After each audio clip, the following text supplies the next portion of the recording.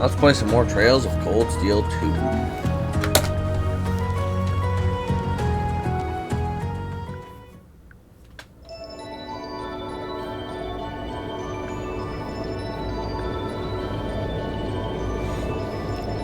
Green is now aboard the tanker.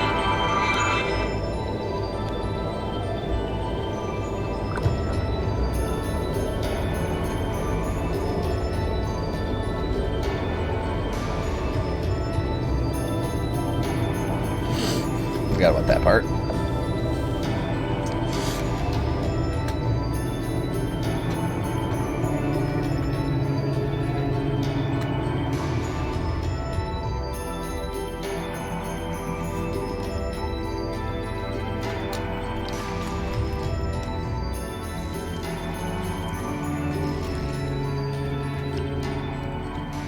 So this is what Duke Cayenne looks like from up close.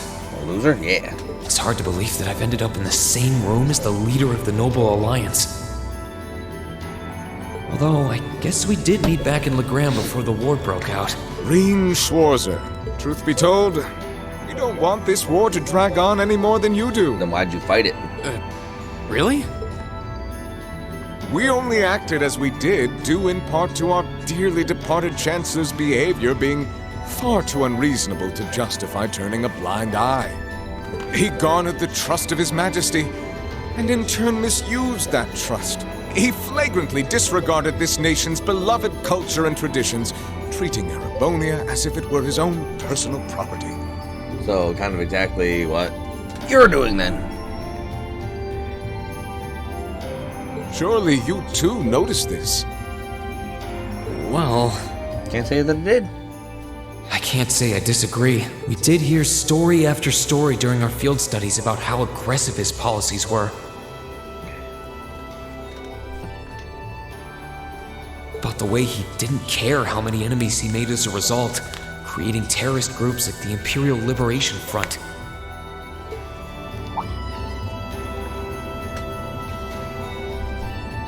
But as I said, the cause of our nation's ills is now gone. Now, all that remains is to turn back the hands of time just a touch, and the good old days of the Empire will be upon us once more. The good old days where nobles rule everything and commoners get treated like dog shit.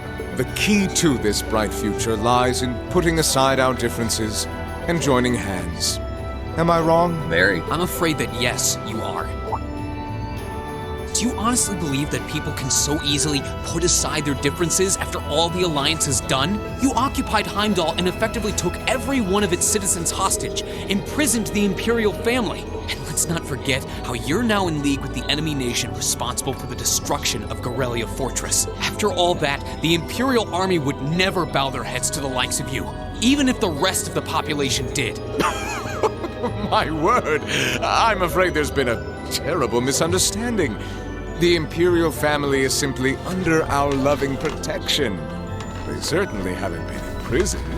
But that does bring me to exactly why I want you to help us. It does? The Azure Knight is already on our side. But if we had your Ashen Knight as well, that would mean we'd have two of the great knights of Erebonian legend to put into play. Couple them with our Panzer Soldats, and the Imperial Army's armored divisions would cower before us. You may not find us winning the war ideal, but this union benefits everyone more than carrying on until our inevitable victory, I don't think it's that simple. I beg to differ. The presence of Soldats units on a battlefield makes a tremendous difference. What they may lack in firepower and armor compared to tanks, they make up for in mobility and versatility. What do you mean the Soldats lack firepower? The Soldats are crazy strong. But more important than even those factors is the psychological impact they have on our opponents. Well,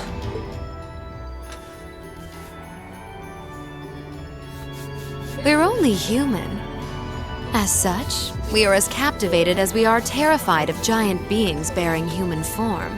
I guess that's true. And if that holds true even for mass-produced soldats made with modern technology, it will be all the more true for the divine knights of legend you and Crow possess. Can't argue with that logic. I will say it once more. Giliath Osborne is dead, and with his death, all that's left to be done is end this ridiculous war and return order to the Empire. And what exactly is Order, Dukan? Only then will everything be as it should. And how should it be? That includes both your pleasant academy life and the peaceful days of darling Elise and her friend the princess. Are you trying to... Whatever you ultimately decide, their safety is guaranteed. I would ask that you promise him this, if nothing else, Your Grace.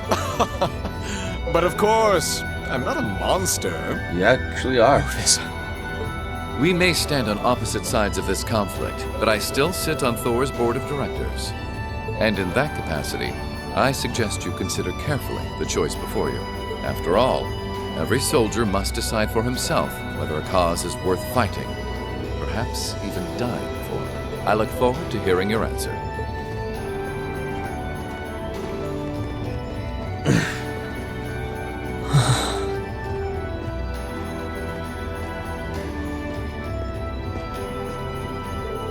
Please come with us, Master Reed. We will escort you to your guest room. Food and refreshments will be provided for you there.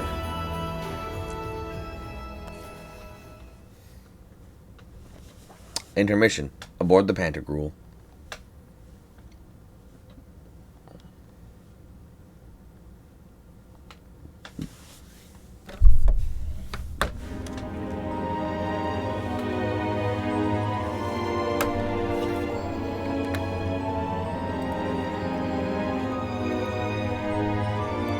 It's a nice looking ship.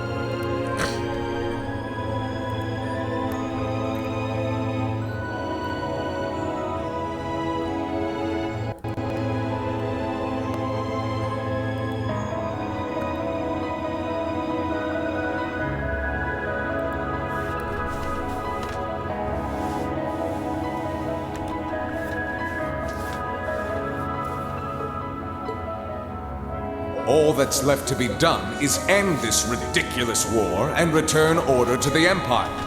Only then will everything be as it should.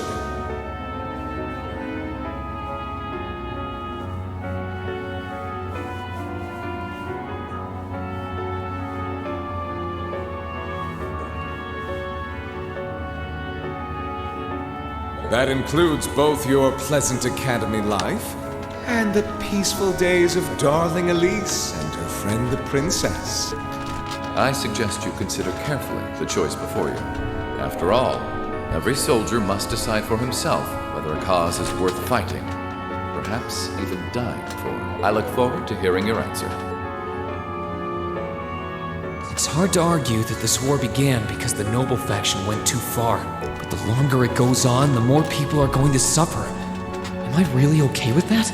If I join them, I could reduce the number of victims, be friends with Crow again, free Elise and Princess Alphen.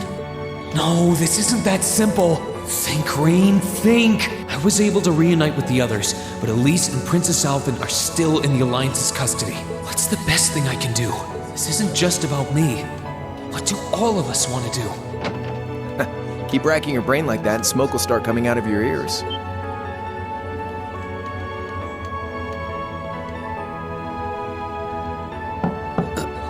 What do you want? Hey now, no need to give me that look.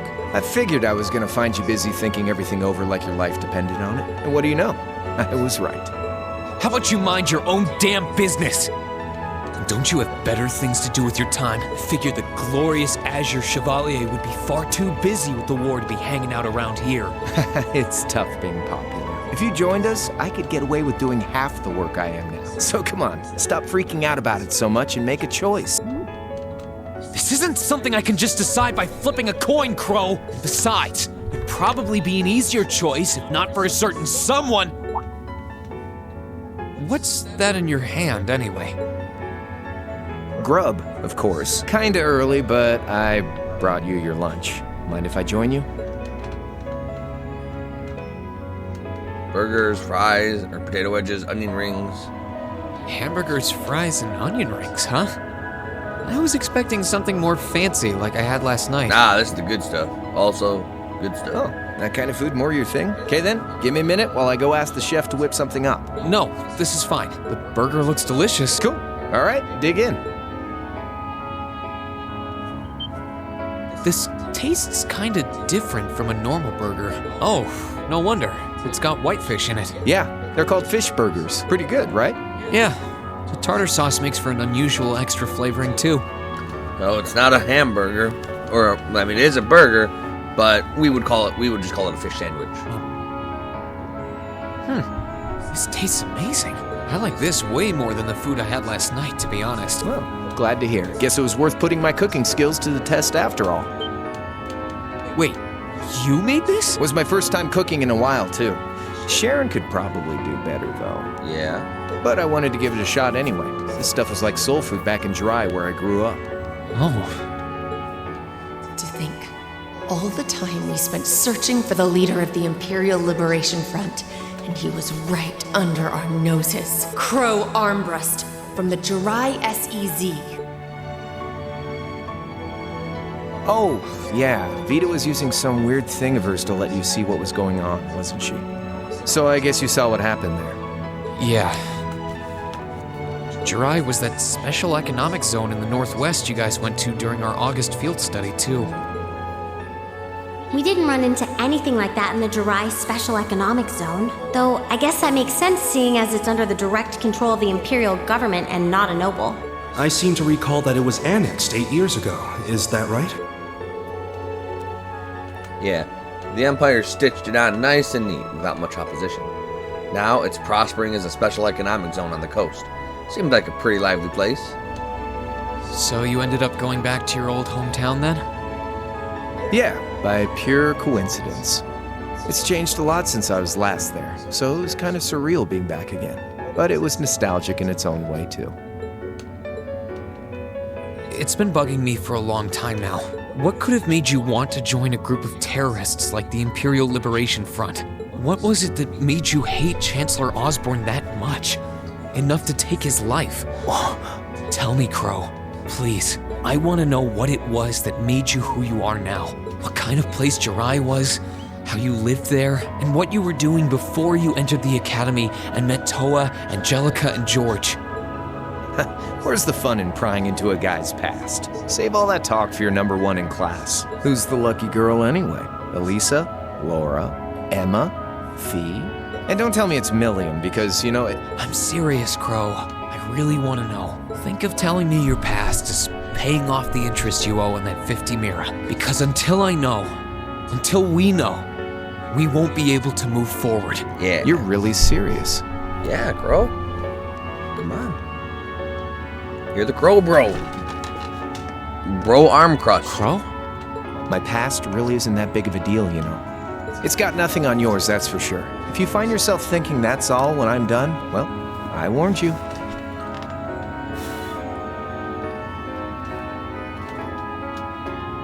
So, you really want to know?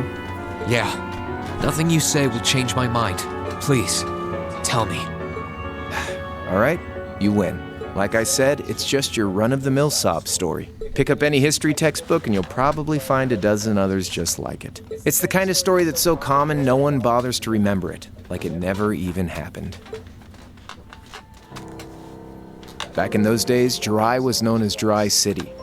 It was a city-state off the coast of northwest Zemuria that prospered through maritime trade with West Erebonia, Northumbria, and Remiferia.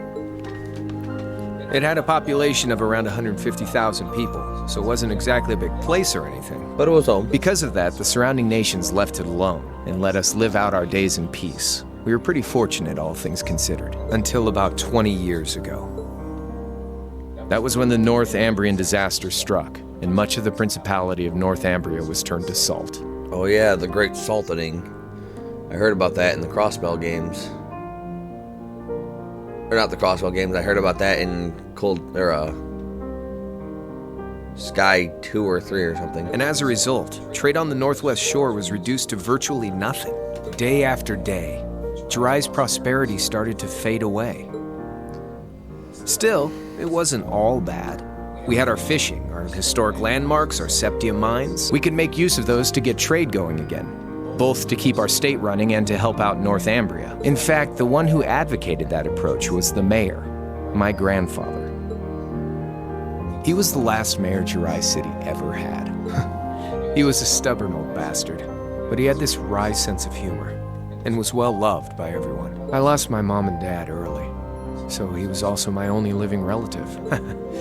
He taught me just about everything a guy could know. Everything a guy would need to know. He was like a mom, dad, and your old master rolled into one, I guess. Anyway, fast forward to 10 years ago. Out of nowhere, we received this proposal from the Erebonian government. They said they wanted to extend a railway line from Heimdall all the way to Jirai. We relied on the sea for trade before, but there wasn't any reason to believe we couldn't benefit from being connected to Heimdall by rail. Yeah. The proposal drew overwhelming support from the city's council, and as a result, my grandfather was forced to accept. Within a year, the city had all of its old life back and then some. The streets were more bustling than ever. But keep in mind, this was the result of huge amounts of imperial capital flowing into the city. Land and buildings we once treasured were bought up left and right. Everything became a target for investment. People only cared about making money. Something similar supposedly happened in Crossbell too, but unlike there, no opposition existed in Jirai. My grandfather sensed something was off, and he tried what he could to get the situation under control. Then one day, someone blew up the railway line leading to Jirai. Everyone demanded that it be repaired as quickly as possible. Everyone except the imperial government. Instead, they panned our national security arrangements for being insufficient and threatened to withdraw all imperial capital. The city was left in an uproar like we'd never seen. Shares plummeted, and with no one able to ascertain the culprit's identity, chaos reigned. That was when he showed up. Chancellor Gileath Osborne, in his third year as representative of the imperial government, personally came to Jirai. We then received a second proposal. The restoration of the railway and its future security will be seen to by the Imperial Army. In return for our continued assistance and safekeeping, Jirai will come under the wing of our glorious empire and attain even greater prosperity as a special economic zone. The timing was too good to be true, really. Realizing this, my grandfather staunchly opposed the idea. He tried everything he could to convince the city's council to reject the offer. Unfortunately, once you taste the sweet fruit of prosperity, it's hard to want to go back. The council, made up of influential merchants and all their greed, jumped at the offer. And tempted by the elimination of customs, together with the tax breaks from being an SEZ, many of the citizens did too. And during all that, they'd conveniently found a suspect behind the railway incident, my grandfather. He loved Jirai more than anyone, and up till then, its people loved him too. And yet, virtually overnight, he found himself facing the wrath of both the city's council and the citizens alike. Left with no choice, he resigned from his position as mayor, and Jirai formally became part of the empire. Both of these things happened on the same exact day.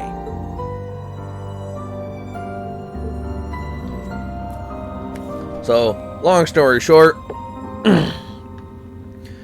the Empire brought inflow of money into Jirai via the railway to Heimdall.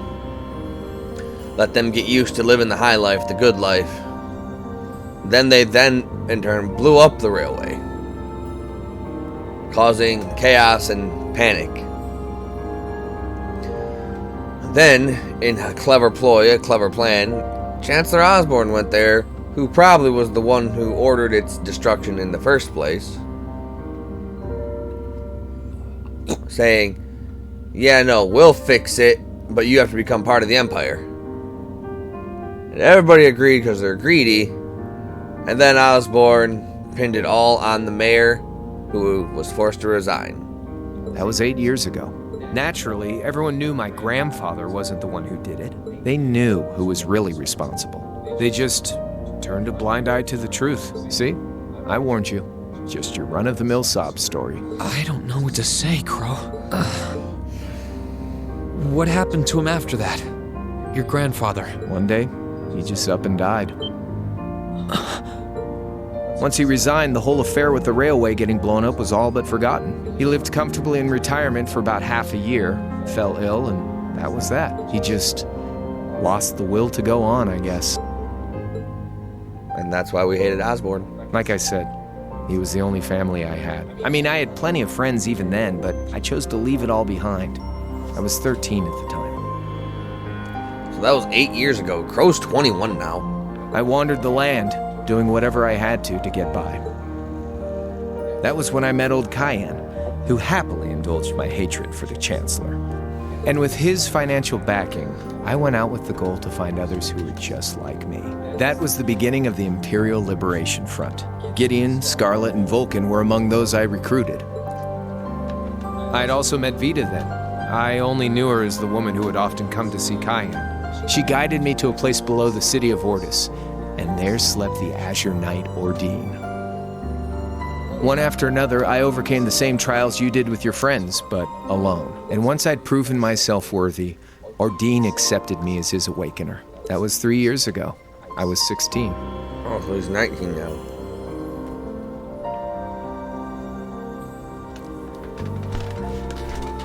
Oh, so he left everything behind when he was 13. My preparations complete, I concealed my background and enrolled in a military academy near the capital. Everything I did for the sole purpose of taking the Chancellor's head. Come on now, what's with the face? You look sadder about all this than I do. Yeah, I guess. I swear. I'm not trying to tell you the Chancellor was evil or anything. What? Still, there's no denying that he managed to outwit my grandfather. And he may have lost, but Pop's always loved a good gamble. It's thanks to him that I'm pretty good at chess, card games, that kind of stuff. I'd say it's fairly normal for a student to want to avenge his master's defeat, wouldn't you? Maybe. At the end of the day, there's no denying this country has problems, and the Chancellor's methods were making them worse. I studied those problems, worked out how to use the situation to my advantage, and then won the game with an all-or-nothing gamble. But when you think of how peaceful Jirai is now, I'd say I've got a duty to clear up the mess left behind by my game too, which means ending this war and restoring peace. So it's only when that's done that my game is truly over.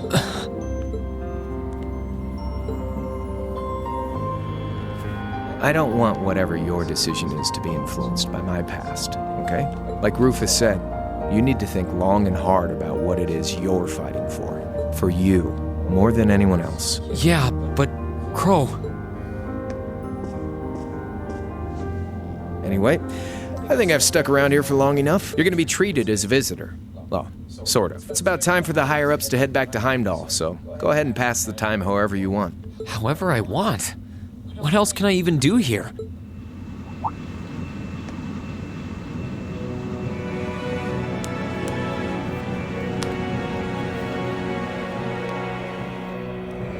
I mean, you can chillax.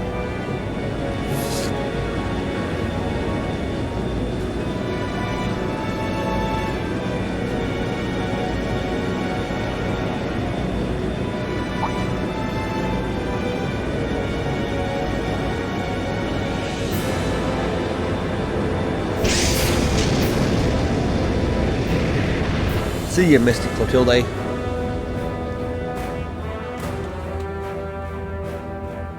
There'll be no guards outside your room, so if you want to try and escape, be my guest. Just keep in mind that some members of Ouroboros and Zephyr are on board too. Not to mention me, Scarlet, and Vulcan. So if you're up for a gamble of your own, get ready to take all of us on. Sounds fun.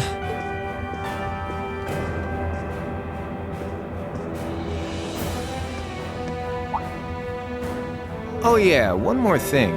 There's this real cute visitor in the guest of honors room on the second floor. I think she'd perk right up if she saw you. So why not go pay her a visit? Just don't go making your girl jealous, okay?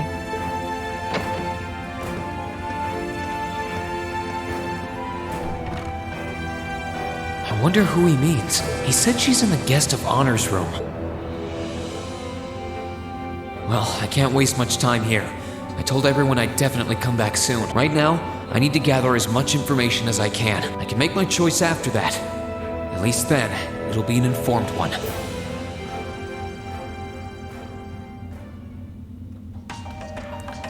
Alright, let's go explore the Panther Brule. After hearing Crow's story, I kind of agree with everything. I can sense someone inside. Huh? It's open. Come on in. That sounds like... Oh, excuse me.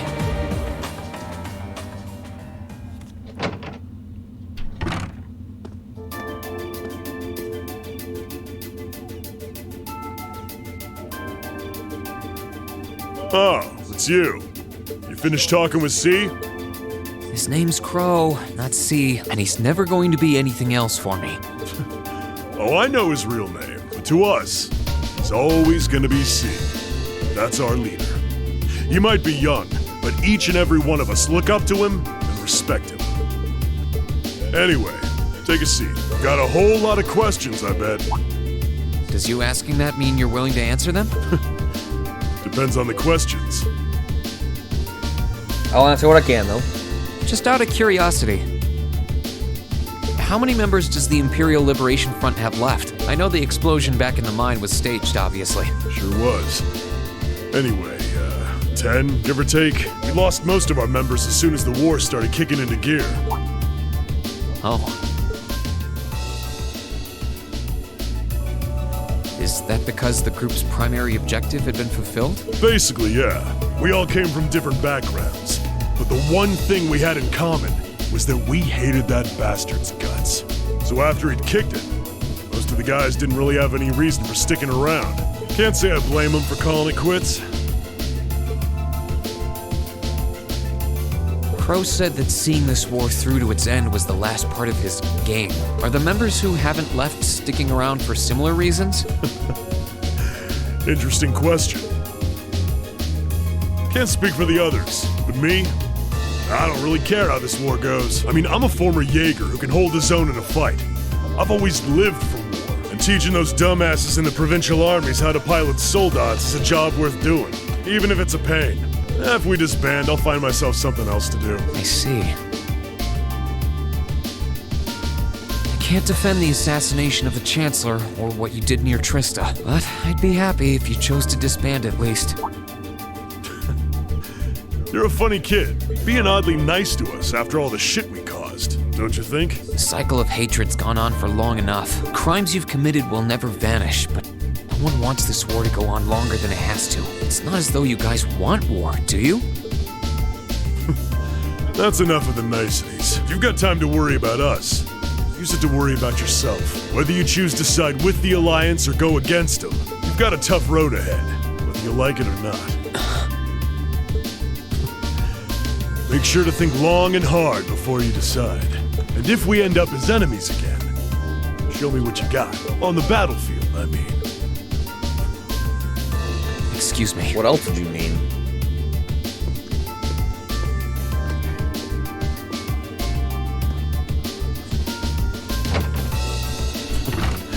Think I might have been too harsh on the kid. Still... yeah. He's probably perfect for the job.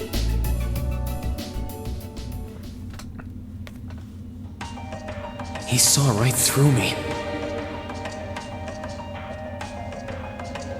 He's not wrong, though. I should be worrying about myself right now. He seemed kind of different, though. Like he'd lost his spark.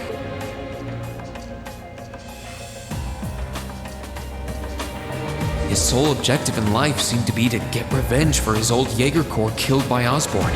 Maybe he's just not sure what to do with himself now that he's done just that?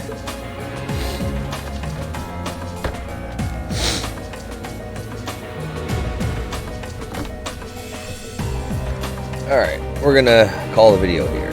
Till next time, everybody.